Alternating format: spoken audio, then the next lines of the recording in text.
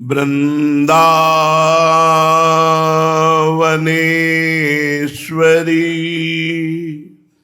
तवैव पदारविन्दम्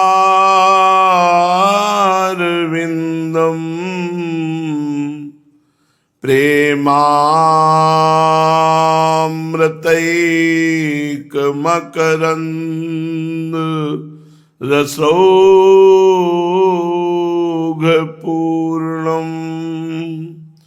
हृद्यर्पितं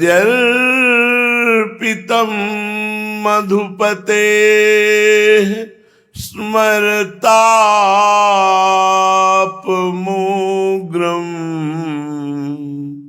निर्वापयत् परम शीतलमाश्रयामि परम शीतलमाश्रयामि। परम सच्चिदानंद घन प्रेमानंद स्वरूप नवनिभृत निकुंज महामहिम परम पावन श्री वृंदावन धाम, श्री वृंदावन धाम के लाडिले युगल सरकार प्राणाराध्य प्राण प्रिय श्री प्रिया प्रीतम जू, समस्त सहचरी वृंद, खग मृग पशु पंछी तरु लता, श्री यमुना रस रानी रजरानी, समस्त ब्रजवासी परिकर के चरणों में कोटिशः प्रणाम, कोटिशः नमन, नमस्कार। चाहे जितना कलुषित जीव हो, चाहे जितने पाप बन गए हों, उसे इसी जन्म में भगवत प्राप्ति यदि करनी है तो श्री धाम वृंदावन का आश्रय और वास स्वीकार करना होगा, क्योंकि और किसी साधनों में इतना बड़ा बल नहीं कि पूर्ण निष्पाप करके भगवत प्राप्ति करा दे। ऐसी हमारी साधनों में रुचि भी नहीं है। जैसे ज्ञान है, संपूर्णतः बोध हो जाना बहुत कठिन बात है। योग है संपूर्णतः प्राण वश में होना, इंद्रिय वश में होना, मन वश में होना, शरीर वश में होना बहुत कठिन बात है। कर्मयोग निष्काम भाव से चराचर जगत में सबकी सेवा की भावना होना और प्रभु से भी कुछ चाह न करना, जो कुछ है उसी से संपूर्ण जगत की सेवा करना। अपने लिए न कोई वस्तु है, न व्यक्ति है, न स्थान है, न कोई चाह है, तभी वो कर्मयोग सिद्ध होता है। बड़ा कठिन है। तो सब शास्त्रों की तरफ जब देखा गया कि जीव का परम कल्याण किसमें निश्चित है, तो दो बातें पाई गई। एक तो मुख में नाम हो और जीवन धाम के आश्रित और धामवासी हो जाए, चाहे जितना बड़ा पापी हो निश्चित उसे भगवत प्राप्ति हो जाएगी। श्रीपाद प्रबोधानंद जी कहते हैं कि मेता भाद्रिग भाग्यम मम कलुष मूर्ते रपि भवे निवासो देहांतावधि यदि श्री वृंदावन भुवि तयो श्री दंपतयो नव नव विलासैर्विहरतो पदज्योति पूरे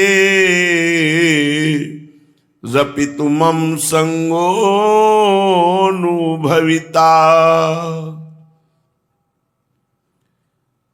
किमेता भाद्रिग भाग्यम मम कलुष मूर्ते रपि भवे।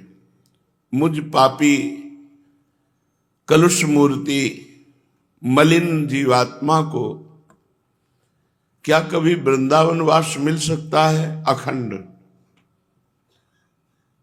मानो श्रीपाद ये कहना चाहते हैं कि यदि कोई बहुत बड़ा पापी है, जीवन भर नीच आचरण किए हैं और कहीं प्रियाजू प्रसन्न हो जाए और उसे वृंदावन वास दे दे तो इन्हीं नेत्रों से वो प्रिया प्रीतम को देखेगा।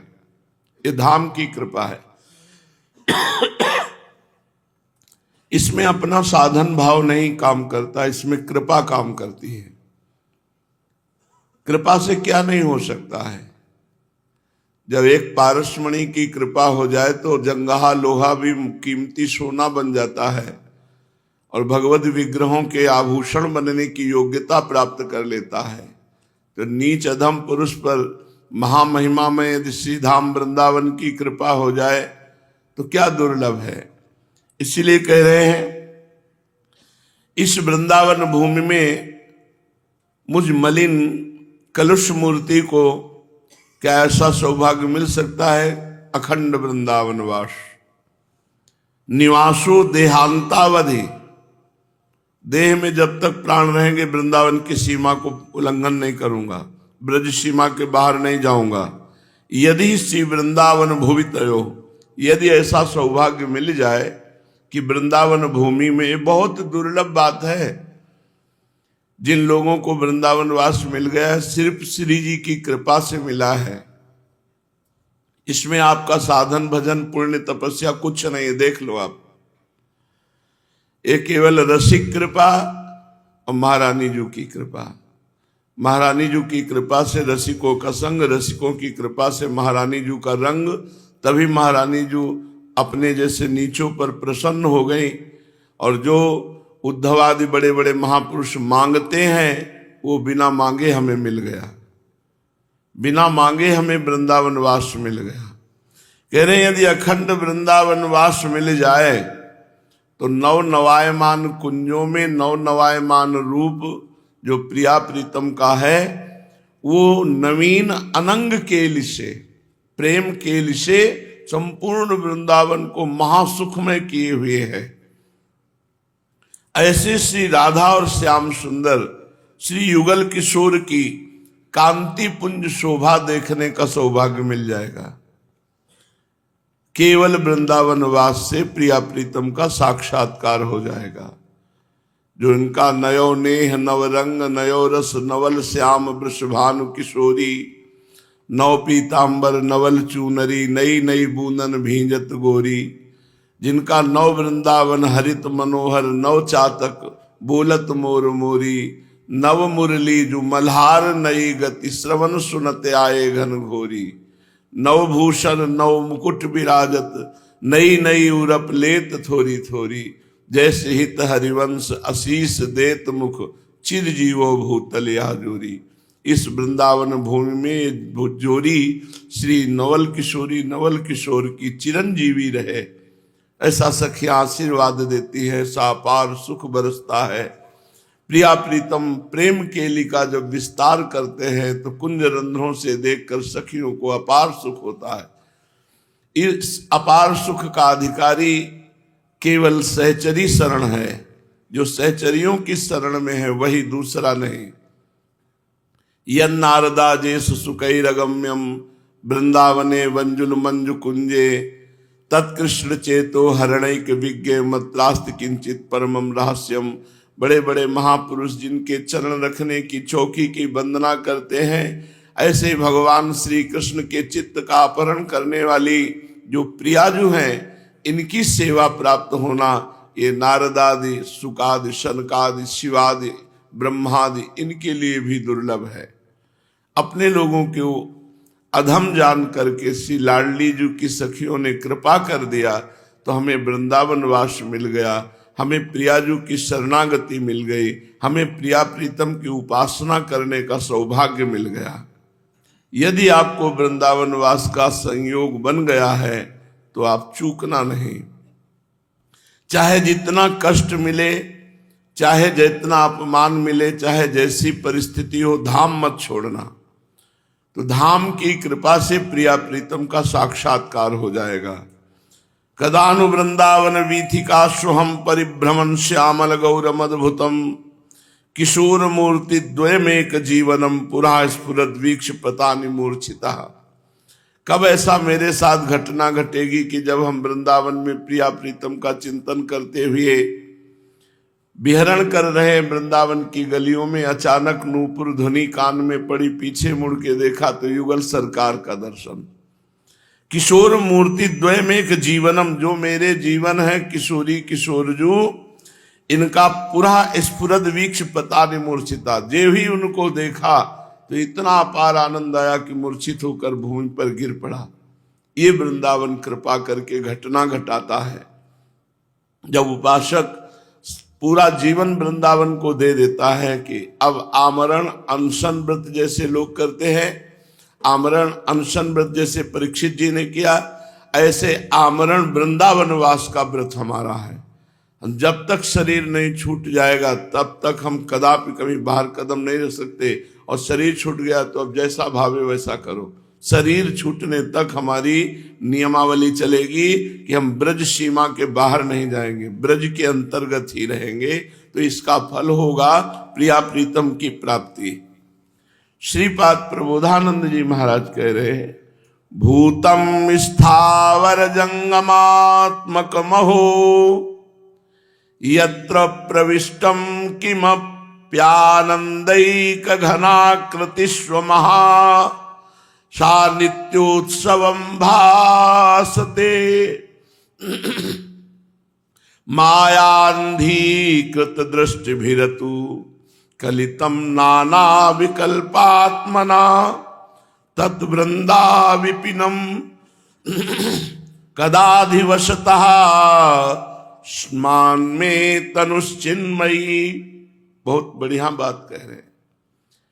ये धाम का प्रभाव है भगवत प्राप्ति, तुम्हारी साधना से कोई लेना देना नहीं। यहां यदि भूतम स्थावर जंगमात्मक महो यत्र प्रविष्टम किमप्यानंदैक घनाकृतिस्व, जिस धाम में जैसे बाहर से कोई तुलसी लाया, बाहर से कोई पौधा लाया और वृंदावन में लगा दिया, वो नित्य सहचरी स्वरूप को प्राप्त हो जाएगा।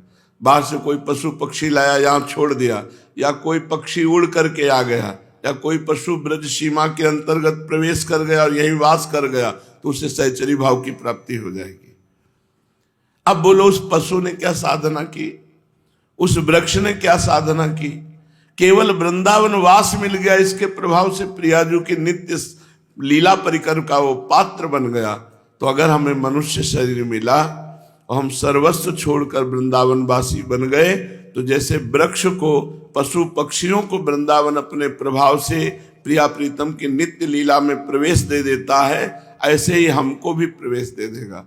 हमको विचलित नहीं होना चाहिए कि मेरा मन नहीं लगता, मेरे मन में काम है, अरे ये परेशानी।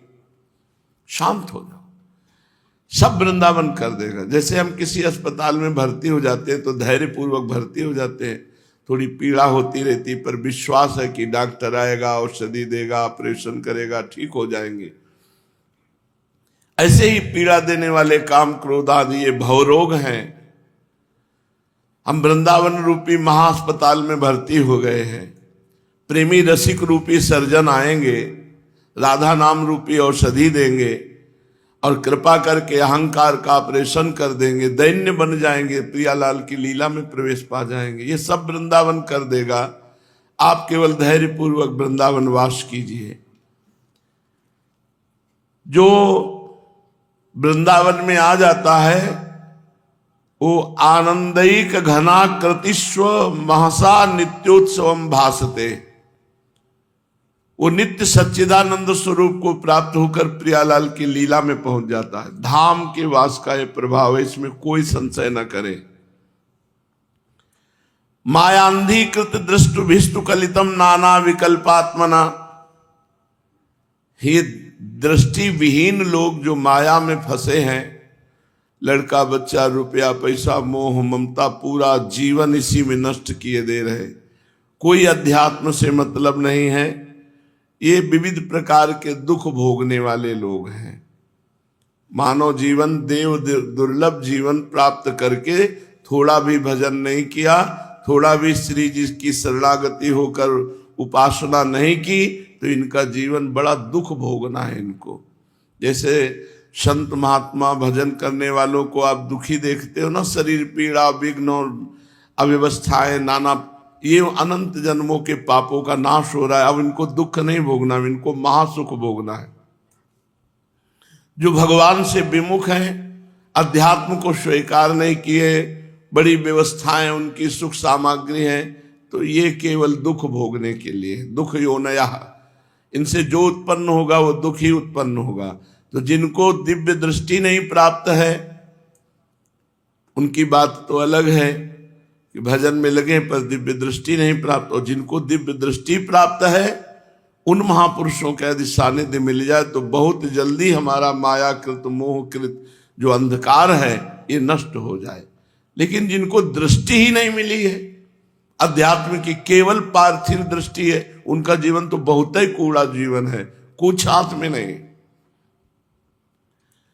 एक बार भी रामकृष्ण हरि भगवान का नाम नहीं लेते, बस केवल रुपया पैसा संसार की भोग सामग्री और इसी को सुख समझ रहे, बड़ा दुख भोगना पड़ेगा इनको।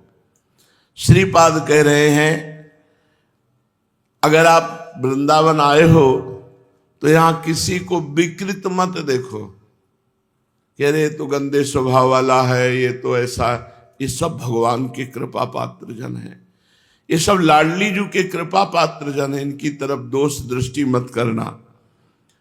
जो वृंदावन वास करता है निर्दोष होकर उसे चिन्मय शरीर की प्राप्ति हो जाती है। तत् वृंदा विपिनम कदाधिवशतः श्यान्मे तनुश्चिन्मयी, उन्हें चिन्मय देह की प्राप्ति, चिन्मय देह से ही प्रिया प्रीतम की सेवा होती है।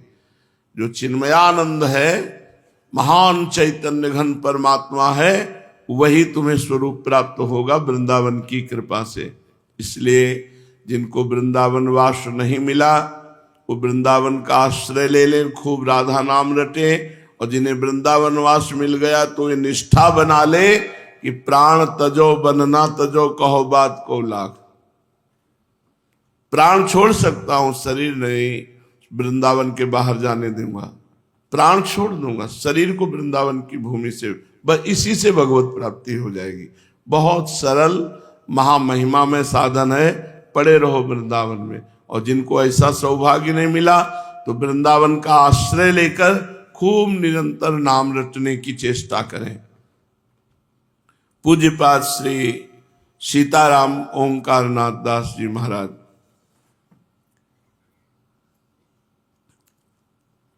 इतनी काम, इतनी क्रियाएं हैं, इतनी दौड़ धूप है कि बाबा भजन के लिए समय नहीं मिलता, जब समय मिलता तो हम सो जाते हैं।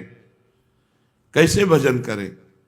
घर गृहस्थी में व्यवहार में इतना काम है, इतनी क्रियाएं हैं कि करते करते थक जाते हैं, जब समय होता है तो सो जाते हैं, तो भजन कब करें? तो ये तुम जो दौड़ धूप कर रहे हो, बहुत कष्ट उठा रहे हो, ये जागृत में नहीं, ये सब सोने में ही जा रहा है। मोह निशा सब सोवनिहारा, देखे स्वपन अनेक प्रकारा, यही जग जामिन जागे जोगी, परमार्थी प्रपंच वियोगी। जो प्रपंच रहित परमार्थी है वही जागा, परमार्थी जागा, नहीं तो सब सो रहे हैं। काम क्रोध लोभ मोह मद मत्सर सबको पीड़ा दे रहे हैं और सब इन्हीं के जाल में फंसे मोह निद्रा में समय नष्ट कर रहे हैं। तो बाबा जगा हुआ आदमी कब माना जाएगा? सब सो रहे हैं तो जगा हुआ पुरुष कब माना जाएगा? तो बोले जिसकी जिह्वा से सर्वदा भगवान नाम स्फुरित हो रहा है वो जगा हुआ पुरुष है। राधा राधा राधा, आप जग गए हो। यदि आपकी जिह्वा से नाम स्मरण हो रहा है, नाम स्फुरण हो रहा है, तो आप जगे हुए पुरुष हैं। यदि निरंतर नाम चल रहा है, जिस समय नाम छूटा उसी समय मानो तुम्हें मोह माया ने अपने अधीन कर लिया, और जिस समय नाम चल रहा है उस समय मानो मोह माया को परास्त कर रहे हैं। आप मोह माया से ऊपर उठ रहे हैं। जिसका एक भी श्वास नाम के सिवाय अन्य वार्ता अन्य चिंतन में नहीं जाता, वही यथार्थ में जागा हुआ पुरुष कहा जाता है। वही मनुष्य, वही शरीरधारी, चाहे स्त्री हो चाहे पुरुष हो, वही जगा हुआ है जिसकी एक श्वास भी व्यर्थ न जाए, एक श्वास भी संसार प्रपंच के चिंतन में न जाए। सदा नाम लेते रहना समय का सदुपयोग है, नाम छूट गया समय का दुरुपयोग है। समय बड़ा कीमती है, ये पैसे से वापस नहीं आ सकता। 50 वर्ष के समय की कमाई से 5 मिनट समय आप अपने जीवन का नहीं बढ़ा सकते। 50 वर्ष का समय देकर जिस वैभव को एकत्रित किया, उस वैभव से 5 मिनट श्वासें नहीं खरीद सकते। आप विचार करो मूर्खता कितनी बड़ी कि हमने ऐसी कीमती श्वासें 50 वर्ष की भोगों में खर्चा कर दी। समय के ऐसे सदुपयोग में जो असमर्थ है, अर्थात समय का सदुपयोग हर श्वास, हर सेकेंड, हर वर्तमान का मिनट भगवान के चिंतन में जा रहा है। जो ऐसे सदुपयोग से असमर्थ है वही सोया हुआ पुरुष है। हम उसे निद्रित ही नहीं, चिर निद्रित कह सकते। चिरकाल तक उसको सोना ही पड़ेगा, इसी माया में भटकना पड़ेगा। जागो, अब जागो प्यारे, सोने का समय नहीं रहा। उठ जाग मुसाफिर भोर भया, अब रैन कहां जो सोवत है। अब समय नहीं रह गया, क्या करो? बोले नाम लो, नाम, प्रभु का नाम जपो। ये बात आपसे कहता हूं, किंतु क्या तुम नाम के अतिरिक्त सब साधनों का त्याग करके केवल नाम में लग गए हो? अगर लग गए हो तो धन्याति धन्य हो गए हो। सीताराम दास जी महाराज कहते हैं कर्मयोग, ज्ञान योग, ये सब मैंने ही बनाए हैं। भगवान कह रहे हैं ये सब मेरी प्राप्ति के हैं, किंतु ये कलिकाल है, कलयुग है। इस युग में न यज्ञ करने के लिए विशुद्ध द्रव्य है, न शुद्ध मंत्र है, न सुयोग्य करता है। अति दुर्लभ होता जा रहा है यज्ञ के द्वारा भगवान की प्राप्ति, महाकठिन है। और भोगों की राग वृत्ति का त्याग करके निष्काम भाव से कर्म करना है तो और दुर्लभ बात हो गई। तो कर्म योग से भी भगवत प्राप्ति दुर्लभ, यज्ञ से भी भगवत प्राप्ति दुर्लभ। कलयुग में यति मिलना बहुत कठिन है। जो सांख्य धर्म के अनुसार वेदांत निष्ठा से चल रहा हो, तो वेदांत के द्वारा, सांख्य योग के द्वारा भी भगवत प्राप्ति बहुत कठिन है। क्यों? क्योंकि जिह्वा का लोलुप और जनेन्द्री का लोलुप, ऐसा कभी सांख्य योगी नहीं हो सकता। सांख्य योग में वो आगे नहीं बढ़ पाएगा। बहुत विचार करके शास्त्रों का ये निर्णय किया गया कि यदि तुम अपनी वाणी से ही केवल बोलते रहे नाम, राधा राधा राधा राम कृष्ण हरि, उच्च स्वर से नाम लेने का स्वभाव बना लिया, बहुत बड़ा आपका अपने ऊपर उपकार हो जाएगा। आपका अपने ऊपर बहुत बड़ा उपकार हो जाएगा यदि आप नाम लेना शुरू कर दें। उपांश और मानसिक के चक्कर में ना पड़े, बोल बोल के राधा राधा राधा राधा। नृसिंह पुराण में लिखा है कि जो साधु चित्त मेरा उच्च स्वर से नाम निरंतर गायन करता रहता है, वो अपने को ही केवल नहीं, वो बहुत से प्राणियों को भगवत प्राप्ति कराने में समर्थ हो जाता है। देखो भाई, प्रभु का नाम है, चाहे मानसिक जपो, चाहे उपांश जपो, चाहे वैखरी वाचिक जपो, ये तुम्हें कृतार्थ और पवित्र कर देगा। तुम मानसिक के चिंतन में ना फंसो कि मानसिक हो, क्योंकि मानसिक बड़े सिद्ध पुरुषों का होता है। जहां थोड़ा मानसिक में गए, 10-5 बार नाम लिया, मन भाग गया, संसार में भटकता रहा। जबान से जपो नाम, जीह जप जागे जोगी, परमार्थी प्रपंच वियोगी। तुम उच्च स्वर से भगवान का नाम लो, जो जिह्वा केवल भगवान का नाम लेती है, गंदी बातें नहीं करती है, वो समस्त जगत वासियों का परम मंगल करती, क्योंकि वो छू जाए तो सामने वाले के पाप नष्ट, देख ले तो वो निष्पाप, और कहीं भगवत चर्चा करने का बैठ के सौभाग्य मिले। समझ लीजिए, कलयुग में विशेष गुण है जो बड़े बड़े तपस्याओं के द्वारा अन्य युगों में भगवत प्राप्ति करना कठिन था, कलयुग में केवल नाम के द्वारा भगवत प्राप्ति हो जाएगी। नाम साधना बड़ी सरल साधना है, ये जिह्वा से ही होती है। बार बार जिह्वा से उच्चारण करते रहो, क्या पैसा लगता है? काम करते जाओ शरीर से और मुख से नाम जपते जाओ। योगी और ज्ञानी सब कुछ हो जाओगे यदि नाम जप करोगे, तो सच्चे योगी बन जाओगे। सच्चे नाम जापक को सब सिद्धियां प्राप्त हो जाती है, योग की भी, ज्ञान की भी, भक्ति की भी। बस इसमें थोड़ा संयम का अभ्यास करना पड़ता है। निरंतर नाम चलाने के लिए थोड़ा भूखा रहना पड़ेगा, अघा के भजन नहीं होता है। पेट खूब छका हुआ है, भजन में अरुचि रहेगी, स्वाद नहीं मिलेगा। निरंतर भजन करने का यदि भाव होए तो भोजन को संयम में लाओ। विषय भोग, निद्रा, हंसी, जगत प्रीति, बहुबात, इनको संयम में लाओ। बहुत बात करना छोड़ो, जगत से संबंध छोड़ो। निरंतर अपने प्रभु का यदि भजन करना है तो नींद को कम लो, और बातचीत, हंसी मजाक, इस पर कंट्रोल करो, तभी आप भजन निरंतर कर पाएंगे। इस नाम साधना में कोई विशेष परेशानी नहीं है, केवल केवल केवल निरंतर नाम जप करना है। बैठा लो दिमाग में कि अब नाम जप ही सर्वोपरि कलयुग का वो साधन है जिससे भगवत प्राप्ति होती है। जो निरंतर नाम जप करता है, भगवान उस भक्त को अपने हाथ से पकड़े रहते हैं।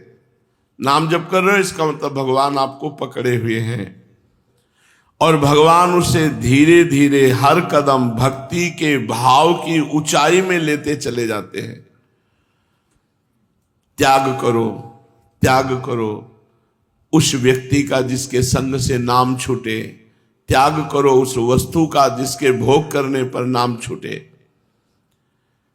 जिस प्रकार बादल की ओर देखते देखते चातक की समस्त इंद्रियां अवरुद्ध हो जाती हैं, उसी प्रकार अविराम नाम लेते लेते भक्त बाह्य जगत को भूल जाता है, ऐसी समाधि लगती है।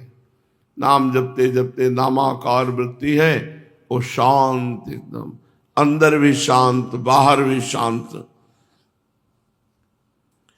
मेरा भक्त जब सोता है तो मैं उसके सर को अपनी गोद में रखता हूं, जो नाम जापक सोता है। जब नाम जापक नाम जपते हुए सोता है तो जैसे तकिया, भगवान उसकी तकिया बन जाते हैं। वो मेरे गोद पर सिर रखकर सोता है। शांति, आनंद, प्रसन्नता, संपूर्णतया दुख की निवृत्ति मैं करता हूं। जब कोई मेरा निरंतर नाम जप करता है तो उसे शांति प्रदान करता हूं, समस्त दुखों की निवृत्ति हो जाती है, वो आनंद और प्रसन्नता से फूला रहता है। अरे प्रीतम, तुम चुप क्यों बैठे हो? क्या तुम्हें मेरी बात पर विश्वास नहीं हो रहा है? नहीं भगवान, ऐसी बात नहीं, मैं बहुत ध्यान से आपकी बात सुन रहा हूं। जब आप कह रहे हो तो मैं उस बात पर अविश्वास कैसे कर सकता हूं, लेकिन मैं अब हर समय कैसे नाम जप करूं?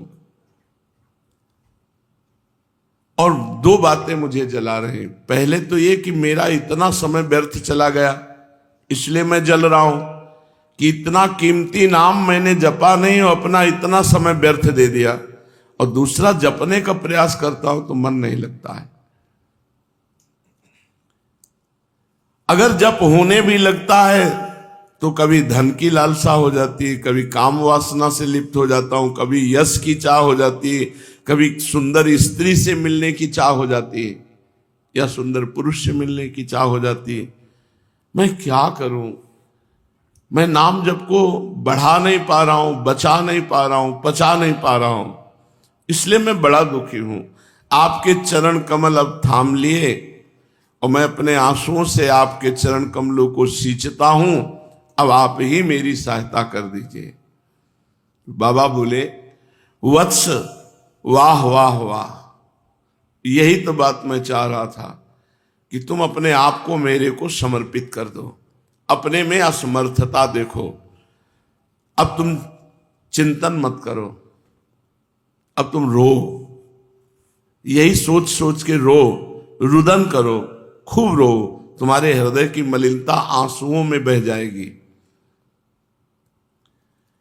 भक्त जब आंसू बहाता है तो उसका हृदय स्वच्छ हो जाता है।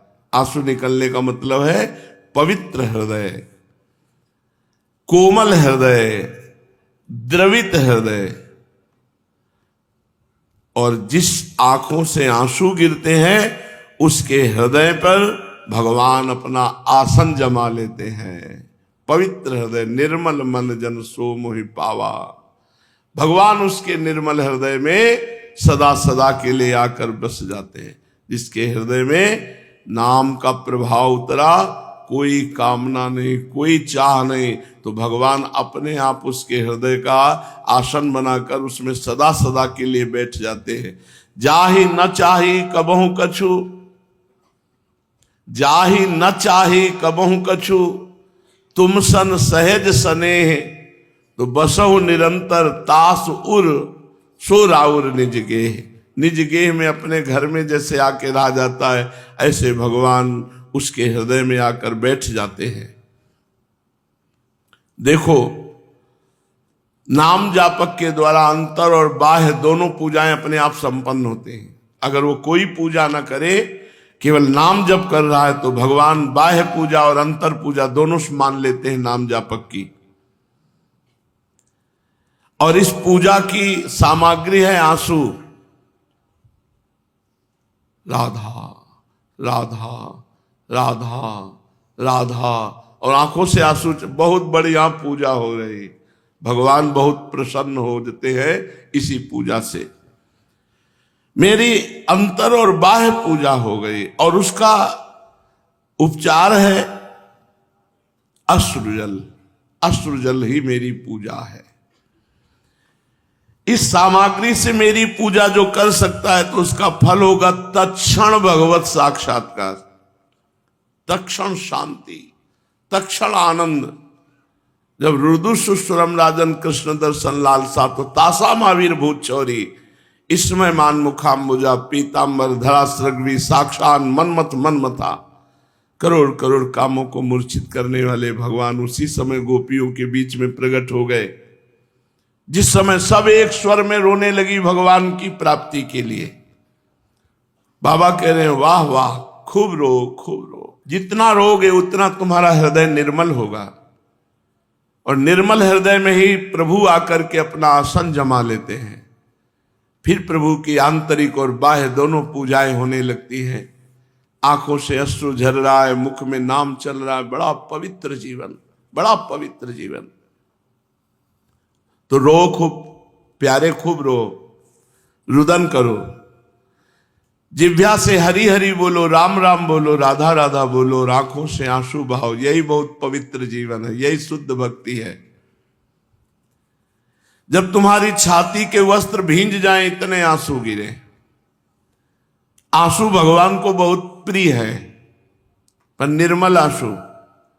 मलिन आंसू कौन से होते हैं? जो संसार का चिंतन करके, दुख का, किसी घटना का, किसी व्यक्ति का फिर रोया जाता है, वो मलिन आंसू होते हैं। और जो भगवान का चिंतन करके अश्रु प्रवाह हो रहा, भगवान के लिए विकल आंसू बह रहे, वो निर्मल आंसू होते हैं। जो अश्रु जल से मेरी पूजा करता रहता है, वो भक्त मुझे खरीद लेता है। मैं अन्य किसी सामग्री से उतना प्रसन्न नहीं होता जितना अश्रु से प्रसन्न होता हूं, आंसुओं से प्रसन्न होता हूं। हे दयाधन, हे भगवान, दिन रात खूब विषय सेवन किया है तो मेरा हृदय तो मरुभूमि हो चुका है, उपजाऊ भूमि नहीं है, ऊषर भूमि बन चुका है। मेरी आंखें मलिन देख देख करके ये पथरा गई हैं। मुझे लगता है कि मैं कितना भी हरी हरी रटू, राधा राधा रटू, मेरी आंखों में आंसू नहीं आएंगे, क्योंकि आज तक कभी नहीं आए, मुझे लगता है आगे नहीं आएंगे। पूज्य बाबा, अरे प्रीतम तू निराश हो गया, आंसू आए तो ना आए तो तुम केवल प्रेम पूर्वक मेरे प्रभु का नाम जप करो, फिर देख लेना आगे। तुम केवल नाम लेते रहो। हम कह रहे हैं अगर नाम जप करोगे तो हृदय चाहे काष्ठ जैसा हो, पाषाण पत्थर जैसा भी क्यों न हो, वो पिघल जाएगा और तुम्हारे हृदय में प्रभु प्रकाशित हो जाएंगे। तुम केवल नाम जप करते रहो। अरे त्रपित त्रसित शांत क्लांत जीव, तुम क्यों दुखी हो रहे हो? तुम केवल मेरा नाम जप करके देखो। फिर कहता हूं, केवल मेरा नाम जप करके देखो। तुम नाम जप करोगे तो स्वयं नाम के द्वारा अपना कल्याण कर लोगे और नाम का प्रचार प्रसार करके बहुतों जीवों का कल्याण कर दोगे। मैं 3 बार तुम्हें वचन देता हूं, तुम नाम लो, तुम नाम लो, तुम नाम लो, सारी जिम्मेवारी हमारी, तुम्हारी सारी जिम्मेवारी मैं लेता हूं। बाबा कहते, मैं 3 बार कहता हूं कि तुम केवल नाम जप करो, केवल नाम जप करो, केवल नाम जप करो, तुम्हारी लोक परलोक की सारी जिम्मेवारी हमारी।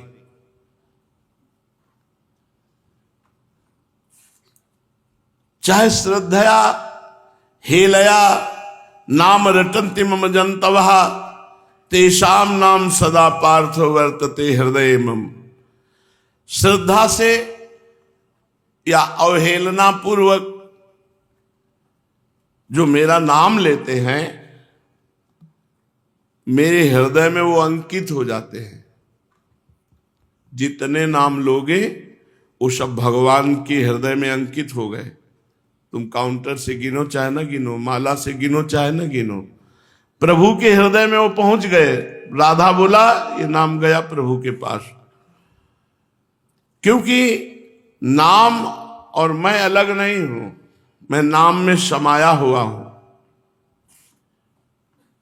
नाम लेने वाले भक्तों के हृदय से मैं चाह कर भी कभी अलग नहीं हो सकता। जैसे डोरी हाथ में हो तो पतंग कहां जाएगी?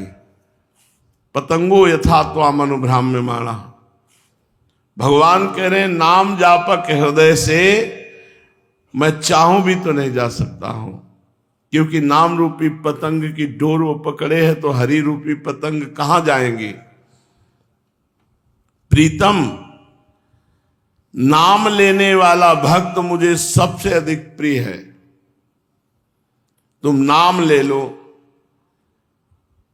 क्या नाम लेने वाले भक्तों से भगवान कम प्रीति करते हैं? ऐसा बड़ी बड़ी तपस्या साधना करने वालों से ज्यादा प्रीति करते हैं?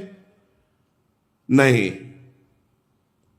तुम ये कैसी बात कह रहे हो? तुम प्रीतम हो और मेरे सामने तुम अन्य की बात कह रहे हो? नहीं, केवल नाम। अरे तुम्हें क्या हो गया है प्यारे? तुम मेरी बात को क्यों नहीं समझ रहे हो?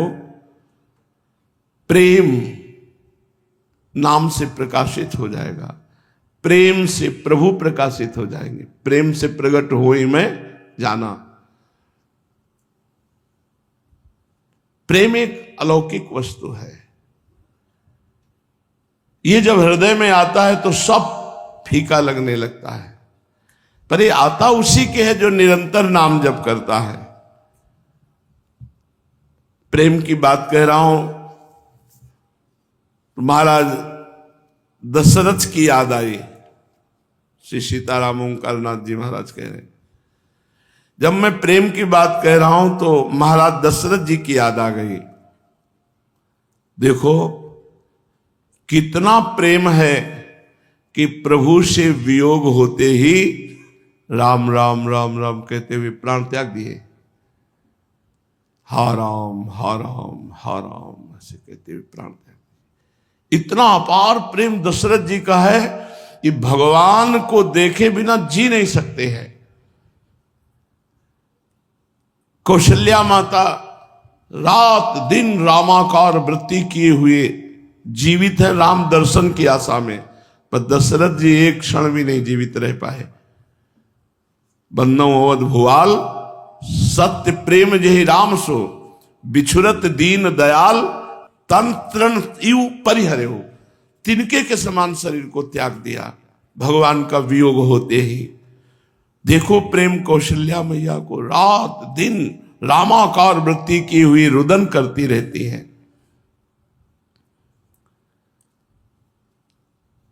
मैं क्या कहूं, जो दशरथ जी को प्रेम है, जो कौशल्या जी को प्रेम है, जो जनक नंदनी जानकी जी को प्रेम है, वही प्रेम नाम में छुपा हुआ है। अगर आप नाम जप करोगे तो वैसे ही प्रेम आपके हृदय में जागृत हो जाएगा।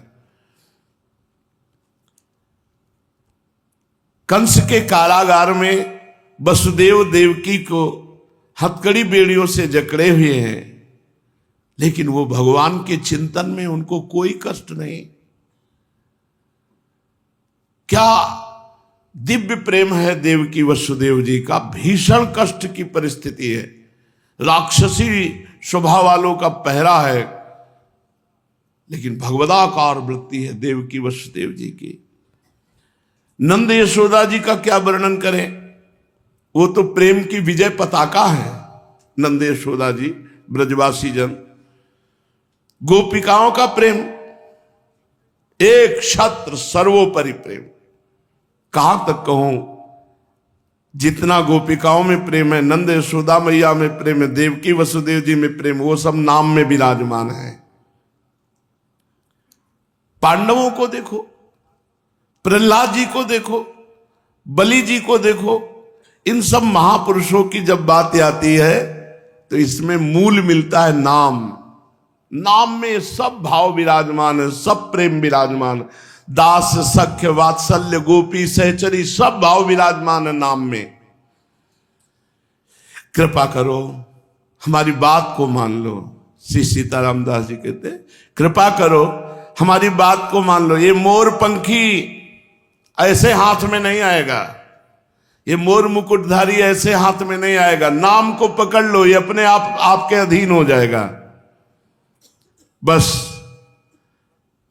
तुम्हें मांगना है तो इतनी बात मांग लो कि हे प्रभु मुझे इतनी शक्ति दो कि मैं आपका नाम कभी छोड़ूं नहीं, हर समय नाम जपता रहूं। मैं और कुछ नहीं जानता और कुछ नहीं चाहता, बस इतना चाहता हूं कि आप नाम कभी न छोड़े तो आप सब जान जाएंगे। बहुत बड़े नाम प्रेमी श्री सीताराम दास जी महाराज हुए, सदैव अपने गुरु जी की पादुका छाती से बांधे रहते और हर एक ही साधन, हर समय नाम, हर समय नाम। तो क्या कहना चाहते हो बाबा कि जीव जो नाम जप करेगा अंत में वो प्रेम को प्राप्त हो जाएगा?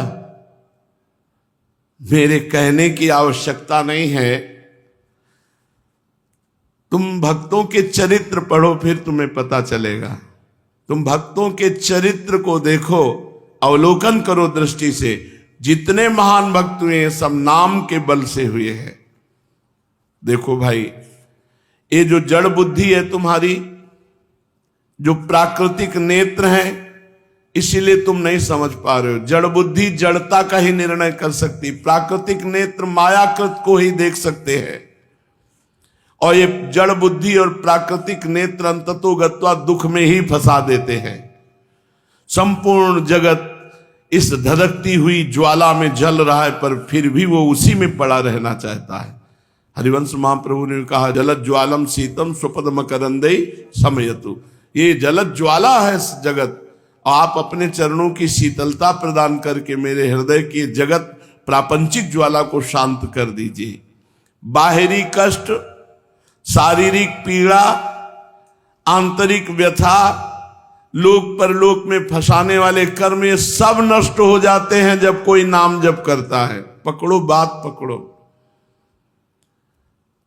चाहे बाहरी कष्ट हो, चाहे शारीरिक पीड़ा हो, चाहे आंतरिक व्यथा हो, चाहे लोक परलोक की कोई भी कर्म बंधन की वृत्ति हो, सब छिन्न भिन्न हो जाएंगी यदि आप नाम जप करोगे।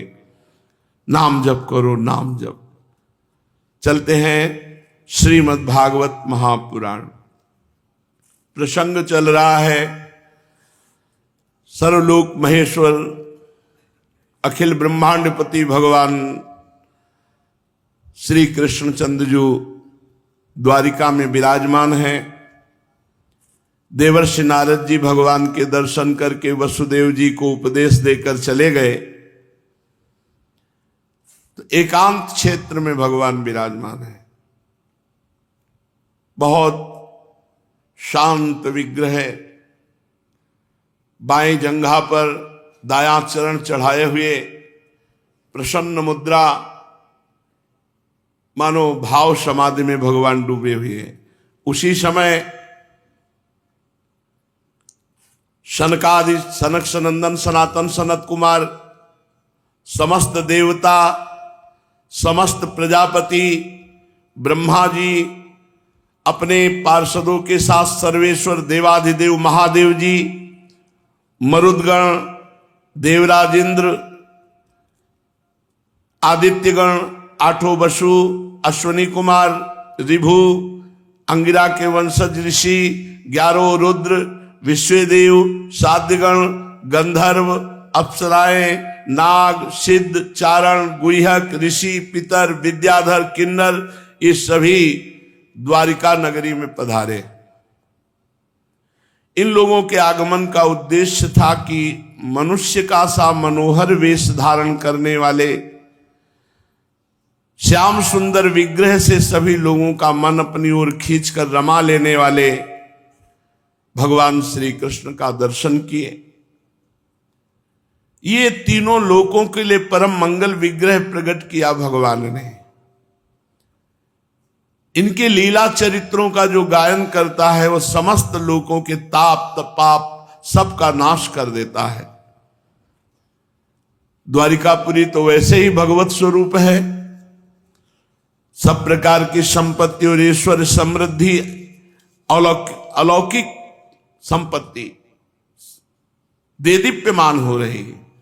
इस बड़े बड़े महापुरुष द्वारिकापुरी आए, भगवान श्री कृष्ण के चरणों में प्रणाम किया, हाथ जोड़कर खड़े हो गए।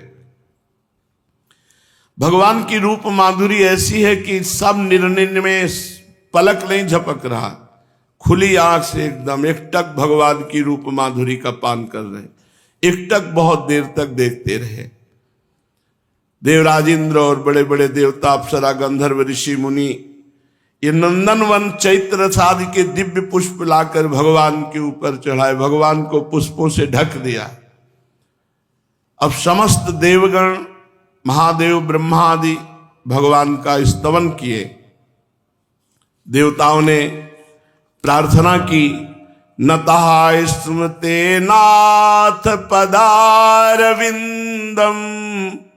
बुद्धीन्द्रिय प्राण मनोवचो भी यच्चिंतयतेरंतर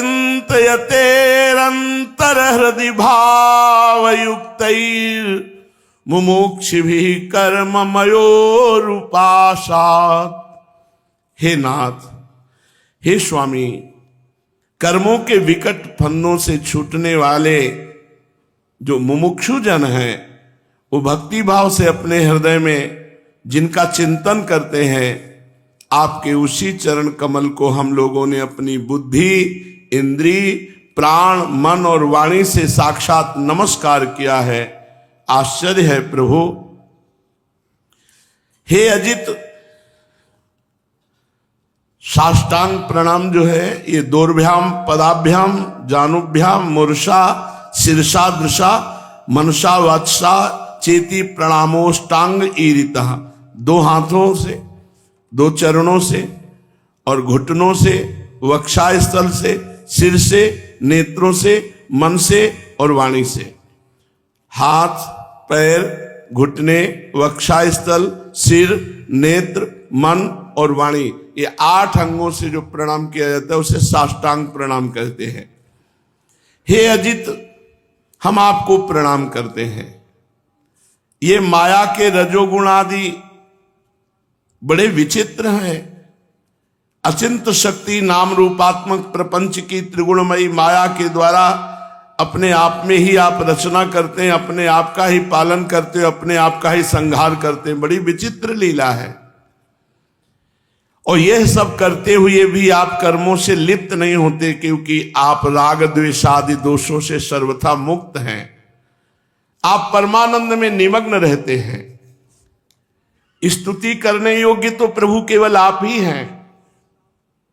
जिन मनुष्यों की चित्त वृत्ति राग द्वेषादि से कलुषित है, वे उपासना, वेदाध्ययन, दान, तपस्या और यज्ञ आदि कर्म भले ही कर लें, परंतु उनकी वैसी शुद्धि नहीं हो सकती जैसी आपकी कथा सुनने से अंतःकरण शुद्ध हुआ, रात दिन आपका नाम जप कर रहे, उनका जैसा हृदय शुद्ध होता है, वैसा उपासना से, वेदाध्ययन से, दान से, तपस्या से, यज्ञ से, ज्ञान से नहीं पवित्र होता। मननशील मुमुक्षुजन मोक्ष प्राप्ति के लिए अपने प्रेम से पिघले हुए हृदय के द्वारा जिन्हें लिए लिए फिरते हैं, भगवत चिंतन करते हुए, भगवत ध्यान में द्रवित हृदय, भक्तजन समानेश्वरी की प्राप्ति के लिए वासुदेव, संकर्षण, प्रद्युम्न और अनिरुद्ध इस चतुर्व्यूह के रूप में जिनका पूजन करते हैं, और जितेंद्री धीर पुरुष स्वर्ग लोक का अतिक्रमण करके भगवत धाम की प्राप्ति के लिए तीनों समय जिनकी पूजा किया करते हैं, याज्ञिक लोग तीनों वेदों के द्वारा बताई हुई विधि से अपने संयत हाथों में हविष्य लेकर यज्ञ कुंड में आहुति देते हैं, उन्हीं का चिंतन करते हैं। आपकी आत्मस्वरूपिणी माया के जिज्ञासु योगी जन हृदय के अंतरदेश में दहर विद्या आदि के द्वारा आपके चरण कमलों का ही ध्यान करते हैं, और बड़े बड़े प्रेमी भक्तजन उन्हीं को अपना परम इष्ट आराध्य देव मानते हैं। हे प्रभु, आपके वे ही चरण कमल हमारी समस्त अशुभ वासनाओं, विषय वासनाओं को भस्म करने के लिए अग्नि स्वरूप हों। वे अग्नि के समान हमारे पाप तापों को भस्म कर दें। प्रभु, ये भगवती लक्ष्मी जी आपके वक्षा स्थल पर मुरझाई हुई बाशी माला से भी सौत की तरह स्पर्धा रखती हैं, फिर भी आप उनकी परवाह न कर भक्तों के द्वारा चढ़ाई हुई ये बाशी माला भी आप उतारते नहीं हैं, क्योंकि भक्तों ने प्रेम से चढ़ाया, इसलिए उसे स्वीकार किए रहते हैं। ऐसे भक्त वत्सल प्रभु के चरण कमल सर्वदा हमारी विषय वासनाओं को जलाने वाले अग्निस्वरूप हो। हे अनंत, वामनावतार में दैत्यराज बलि की दी हुई पृथ्वी को नापने के लिए जब आपने अपना पग उठाया था, वह चरण सत्यलोक में पहुंच गया, तब ये ऐसा जान पड़ता था मानो कोई बहुत बड़ा विजय ध्वज हो। ब्रह्मा जी के पखारने के बाद उससे गिरती हुई गंगा जी के जल की 3 धाराएं ऐसी जान पड़ती थी मानो उसमें लगी हुई 3 पताकाएं फहरा रही हों। उसे देखकर असुरों की सेना भयभीत हो गई थी, और देव सेना निर्भय आपका वह चरण कमल साधु स्वभाव पुरुषों के लिए आपके धाम वैकुंठ लोक की प्राप्ति का और दुष्टों के लिए अधोगति का कारण है। हे भगवान, आपका वही पाद पद्म हम भजन करने वालों के सारे पाप ताप धो बहा दे। ब्रह्मा आदि जितने भी शरीरधारी हैं, वे सतोगुण, रजोगुण, तमोगुण तीनों गुणों के परस्पर विरोधी त्रिविध भावों की टक्कर से जीते मरते रहते हैं। वे सुख दुख के थपेड़ों से बाहर नहीं हैं, ठीक वैसे ही आपके वश में हैं जैसे नथे हुए बैल अपने स्वामी के वश में होते हैं। आप उनके लिए भी काल स्वरूप हैं। उनका जीवन का आदि मध्य और अंत आपके ही द्वारा होता है। इतना ही नहीं, आप प्रकृति और पुरुष से परे स्वयं पुरुषोत्तम भगवान हैं। आपके चरण कमल हम लोगों का कल्याण करें। प्रभु, इस जगत की उत्पत्ति, स्थिति और प्रलय के परम कारण हैं आप। क्योंकि शास्त्रों ने ऐसा कहा है कि आप प्रकृति पुरुष और महातत्व के भी नियंत्रण करने वाले काल हैं। शीत, ग्रीष्म, वर्षा काल रूप 3 नाभियों वाले संवत्सर के रूप में सबको क्षय की ओर ले जाने वाले काल आप ही हैं। आपकी गति अबाध और गंभीर है। आप स्वयं पुरुषोत्तम हैं। यह पुरुष आपसे शक्ति प्राप्त करके अमोघ वीर हो जाता है और फिर माया के साथ संयुक्त होकर विश्व के महत्तत्व रूप गर्भ का स्थापन करता है। इसके बाद वो महत्तत्व त्रिगुणमयी माया का अनुसरण करके पृथ्वी, जल, तेज, वायु, आकाश, अहंकार और मन रूप 7 आवरणों वाले इस सुवर्ण वर्ण ब्रह्मांड की रचना करता है। इसलिए हे ऋषिकेश, आप समस्त चराचर जगत के अधीश्वर हैं। यही कारण है कि माया की गुण विषमता के कारण बनने वाले विभिन्न पदार्थों का उपभोग करते हुए भी आप उनमें लिप्त नहीं होते। यह केवल आपकी ही बात है, दूसरा कोई ऐसा नहीं कि माया के विषयों का भोग करते हुए लिप्त ना हो। आपके अतिरिक्त दूसरे तो स्वयं उसका त्याग करके भी उन विषयों से डरते रहते हैं। 16,108 रानियां आपके साथ रहती हैं। वे सब अपनी मंद मंद मुस्कान और तिरछी चितवन से युक्त मनोहर भौहों के इशारे से, सुरतालापों से प्रौढ़ सम्मोहक काम बाण चलाती हैं और काम कला की विविध रीतियों से आपका मन आकर्षित करना चाहती है, परंतु आज तक वो आपके मन को डिगा भी नहीं सकी, वो असफल रही। आपने त्रिलोकी के पाप राशि को धो बहाने के लिए 2 प्रकार की नदियां बहाई। एक तो अमृतमयी आपकी लीला कथा नदी और दूसरे आपके पाद प्रक्षालन से प्रकट हुई गंगा नदी। सत्संग सेवी विवेकी जन कानों के द्वारा आपकी लीला कथा रूपी नदी में और शरीर के द्वारा गंगा नदी में अवगाहन करके वो अपने पाप ताप सब मिटा देते हैं। श्री सुखदेव जी कहते हैं, परीक्षित, समस्त देवताओं और भगवान शंकर के साथ ब्रह्मा जी ने इस प्रकार भगवान द्वारिकाधीश की स्तुति की। इसके बाद वे प्रणाम करके भगवान से कहने लगे, ब्रह्मा जी ने कहा, प्रभु, जितने हम सब लोग आए हैं ये सब पहले भी आए थे। जब आपका अवतार होना था तो पृथ्वी का भार उतारने के लिए हम लोगों ने आपसे प्रार्थना की थी कि अवतार लीजिए। आपने यथोचित रूप से वो काम पूरा कर दिया। प्रभु, अब आपसे हम प्रार्थना करते हैं कि आप अंतर ध्यान होइए। आपका काम पूरा हो गया, पृथ्वी का भार उतार दिया। आप सर्वोत्तम रूप धारण करके यदुवंश में उतार लिया और जगत के लिए उदारता और पराक्रम से भरी अनेकों लीलाएं की। प्रभु, कलयुग में जो भगत आपकी लीलाओं का कथन श्रवण करेंगे वे बिना किसी प्रयास के अनायास ही इस अज्ञान रूपी अंधकार से पार हो जाएंगे। केवल लीला कथा सुनते सुनते भगवत प्राप्ति हो जाएगी। पुरुषोत्तम सर्वशक्तिमान प्रभु, आपको यदुवंश में अवतार ग्रहण किए हुए 125 वर्ष बीत गए। सर्वाधार प्रभु, अब हम लोगों का ऐसा कोई काम बाकी नहीं रहा जिसे पूर्ण करने के लिए आपको यहां रहने की आवश्यकता हो। ब्राह्मणों के शाप के कारण आपका यह कुल भी एक प्रकार से नष्ट हो ही चुका है।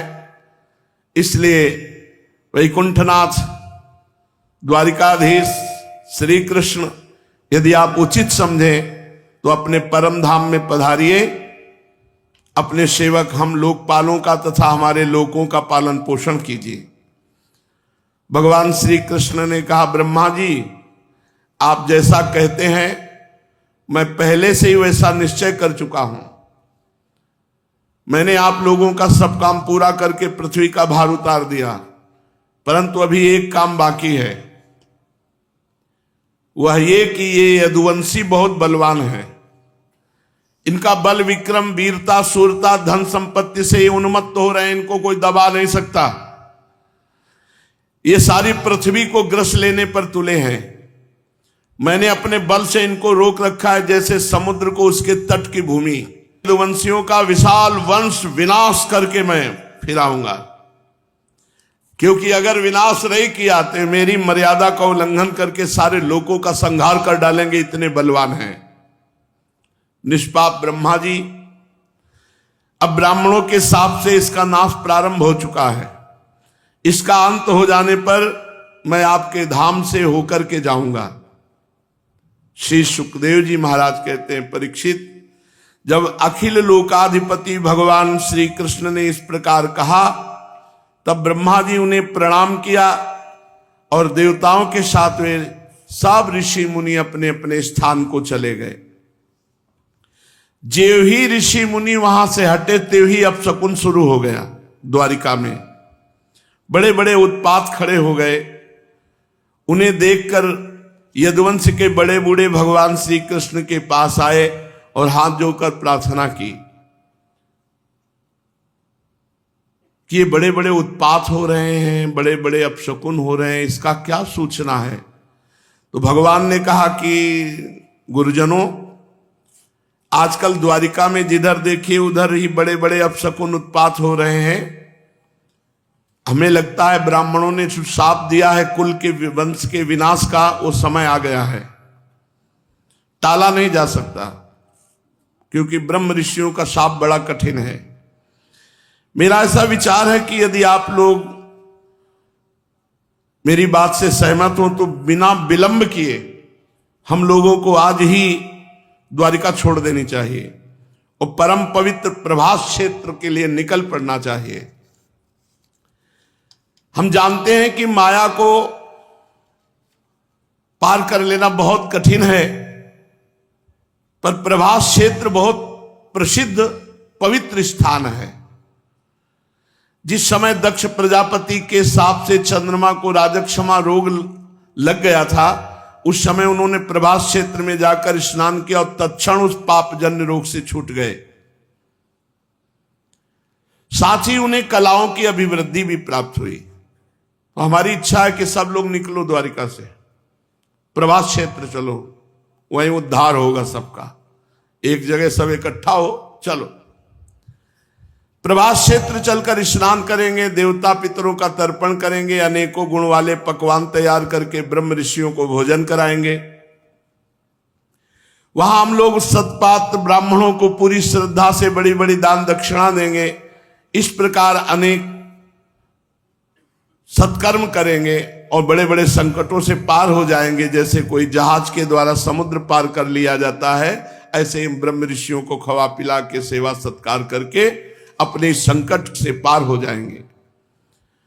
श्री सुखदेव जी कहते हैं, कुल नंदन परीक्षित, जब भगवान श्री कृष्ण ने इस प्रकार आज्ञा की तब यदुवंशियों ने एक मत से प्रभास जाने का निश्चय कर लिया और सब अपने अपने रथ सजाने जोतने लगे। उद्धव जी भगवान श्री कृष्ण के बड़े प्रेमी और सेवक थे। उन्होंने देखा बड़े बड़े अपशकुन और भगवान की आज्ञा और यदुवंशियों की तैयारी, तो समझ गए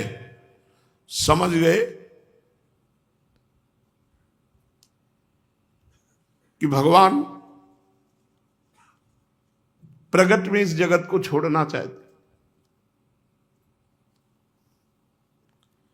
उद्धव जी भगवान श्री कृष्ण के पास एकांत गए और चरणों में लौट गए और चरण पकड़ करके भगवान से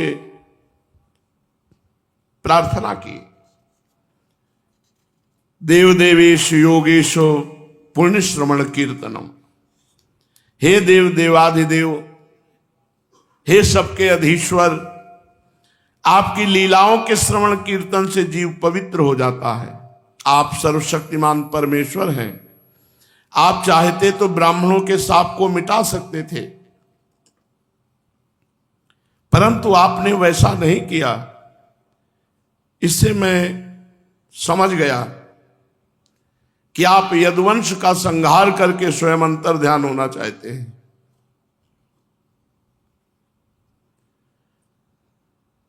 घुंघराली अलकावली वाले हे श्याम सुंदर, आप मेरे विषय में सोचा है कि आधे क्षण के लिए भी मैं आपको त्याग कर जीवित नहीं रह सकता, सोच भी नहीं सकता। मेरे जीवन सर्वस्व, आप मुझे अपने साथ धाम ले चलिए। मैं आपके बिना आधे क्षण जीवित रहूं ऐसा सोच भी नहीं सकता, फिर रह कैसे सकता हूं। प्यारे कृष्ण, आपकी एक एक लीला मनुष्यों के लिए परम मंगलमयी और कानों के लिए अमृत स्वरूप है।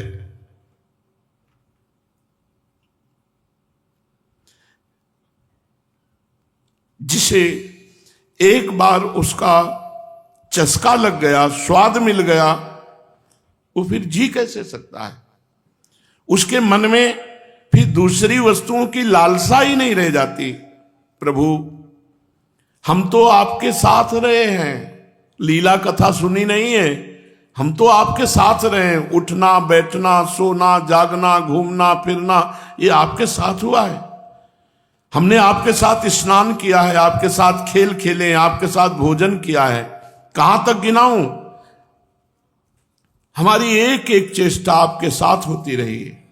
आप हमारे प्रीतम हैं, आप हमारी आत्मा हैं। आप ऐसी स्थिति में हमें छोड़कर परम धाम अकेले कैसे जा सकते हैं। हमने आपकी प्रसादी माला धारण की, आपका प्रसादी चंदन लगाया है, आपके प्रसादी वस्त्र पहने हैं, आपके गहने से अपने आप को सजाया है। हम आपका प्रसाद खा के जीने वाले सेवक हैं। हम माया से नहीं डर रहे हैं, हम तो आपकी माया पर विजय प्राप्त कर लिए क्योंकि आपका प्रसाद पाते हैं। मुझे माया से डर नहीं, मुझे आपसे अलग होने का डर है। मैं आपका वियोग नहीं सह सकता। आपकी माया से पार पाना बहुत कठिन है। बड़े बड़े ऋषि मुनि दिगंबर रहकर आजीवन नैष्ठिक ब्रह्मचर्य का पालन करके अध्यात्म विद्या के लिए अत्यंत परिश्रम करते हैं, बड़ी कठिन साधना करते हैं।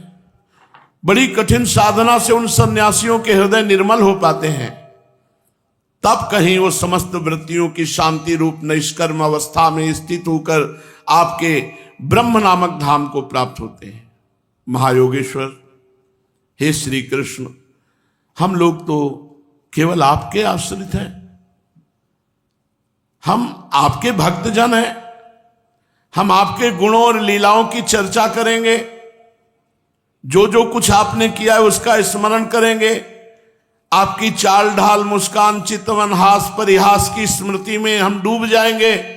हमें माया से पार होने की कोई परेशानी नहीं।